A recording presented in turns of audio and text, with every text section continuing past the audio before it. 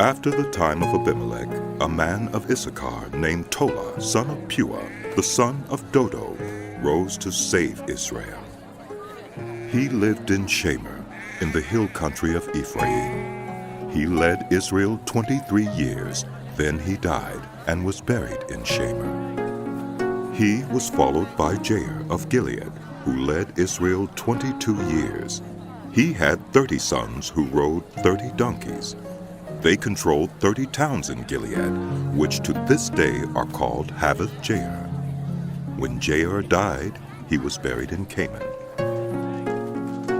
Again the Israelites did evil in the eyes of the Lord. They served the Baals and the Ashtoreths, and the gods of Aram, the gods of Sidon, the gods of Moab, the gods of the Ammonites, and the gods of the Philistines. And because the Israelites forsook the Lord and no longer served him, he became angry with them. He sold them into the hands of the Philistines and the Ammonites, who that year shattered and crushed them. For 18 years they oppressed all the Israelites on the east side of the Jordan in Gilead, the land of the Amorites.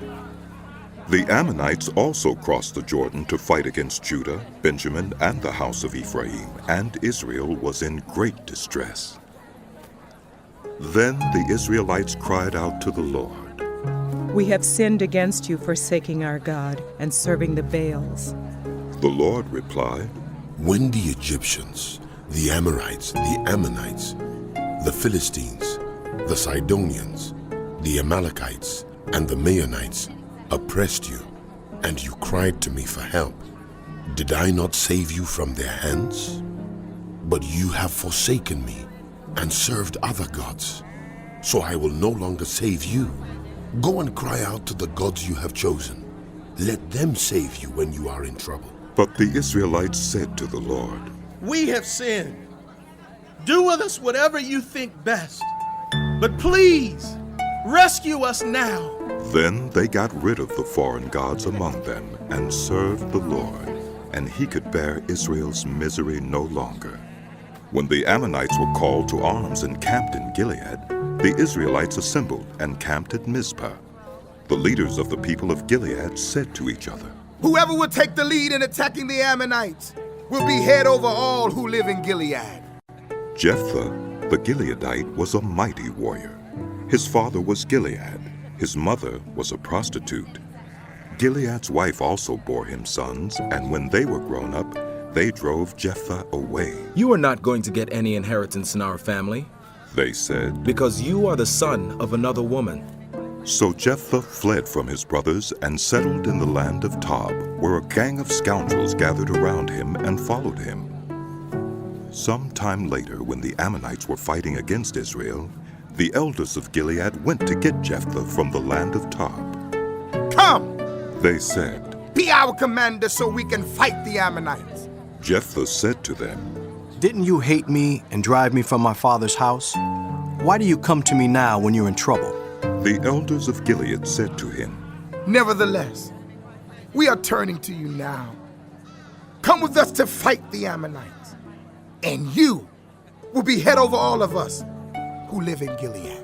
Jephthah answered, Suppose you take me back to fight the Ammonites, and the Lord gives them to me. Will I really be your head?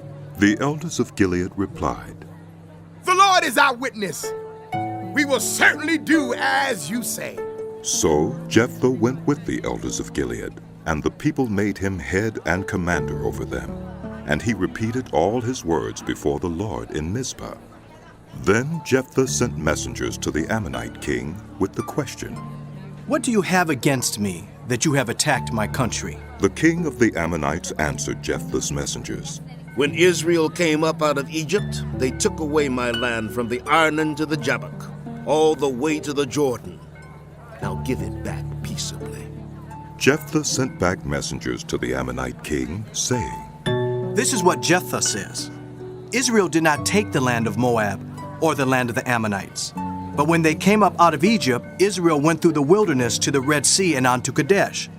Then Israel sent messengers to the king of Edom, saying, Give us permission to go through your country. But the king of Edom would not listen. They sent also to the king of Moab, and he refused. So Israel stayed at Kadesh.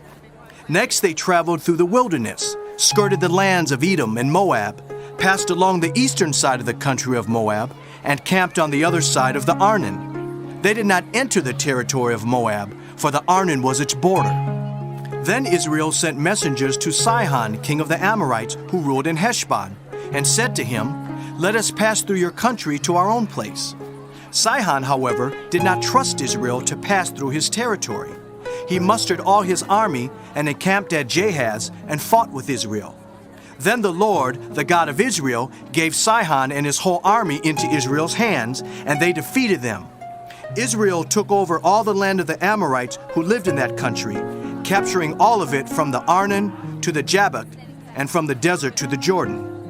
Now since the Lord, the God of Israel, has driven the Amorites out before his people Israel, what right have you to take it over? Will you not take what your God Chemosh gives you? Likewise, whatever the Lord our God has given us, we will possess. Are you any better than Balak, son of Zippor, king of Moab? Did he ever quarrel with Israel or fight with them? For 300 years, Israel occupied Heshbon, Aroer, the surrounding settlements, and all the towns along the Arnon. Why didn't you retake them during that time? I have not wronged you, but you are doing me wrong by waging war against me. Let the Lord, the judge, decide the dispute this day between the Israelites and the Ammonites. The king of Ammon, however, paid no attention to the message Jephthah sent him. Then the Spirit of the Lord came on Jephthah.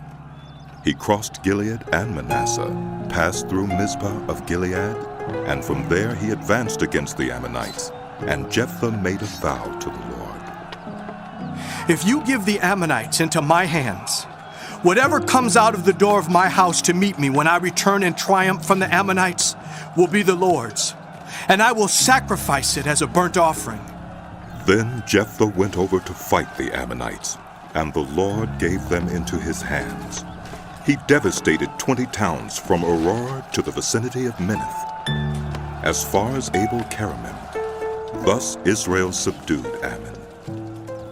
When Jephthah returned to his home in Mizpah, who should come out to meet him but his daughter, dancing to the sound of timbrels? She was an only child. Except for her, he had neither son nor daughter. When he saw her, he tore his clothes and cried, "No, my daughter, you have brought me down, and I am devastated.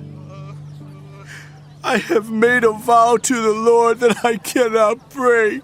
My father, she replied. you have given your word to the Lord. Do to me, just as you promised, now that the Lord has avenged you of your enemies, the Ammonites. But grant me this one request. She said, "Give me 2 months to roam the hills and weep with my friends, because I will never marry." "You may go," he said, and he let her go for 2 months. She and her friends went into the hills and wept because she would never marry. After the 2 months, she returned to her father, and he did to her as he had vowed, and she was a virgin. From this comes the Israelite tradition that each year the young women of Israel go out for 4 days to commemorate the daughter of Jephthah the Gileadite. The Ephraimite forces were called out, and they crossed over to Zaphon and said to Jephthah, "Why did you go to fight the Ammonites without calling us to go with you? We're going to burn down your house over your head." Jephthah answered, I and my people were engaged in a great struggle with the Ammonites, and although I called, you didn't save me out of their hands. When I saw that you wouldn't help, I took my life in my hands and crossed over to fight the Ammonites, and the Lord gave me the victory over them.